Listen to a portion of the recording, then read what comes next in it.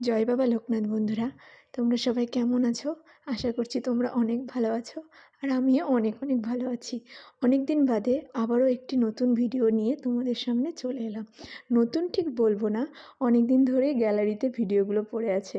ভাবছি ছাড়বো, কিন্তু আবার অনেক কিছু ভেবে ছাড়ছি না, কারণ আমি খুব নজর লাগার ভয় পাই।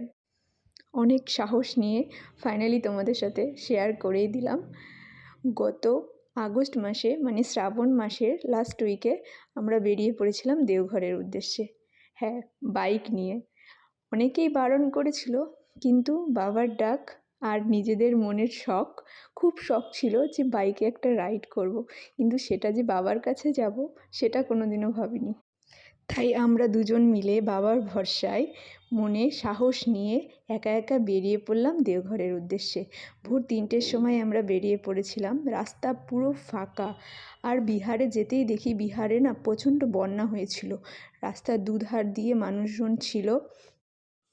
এরপর আমরা পৌঁছে গেলাম সুলতানগঞ্জ, যেখান থেকে আমরা ভোলে বাবার জন্য জল নেব, একটু খাওয়া দাওয়া করব।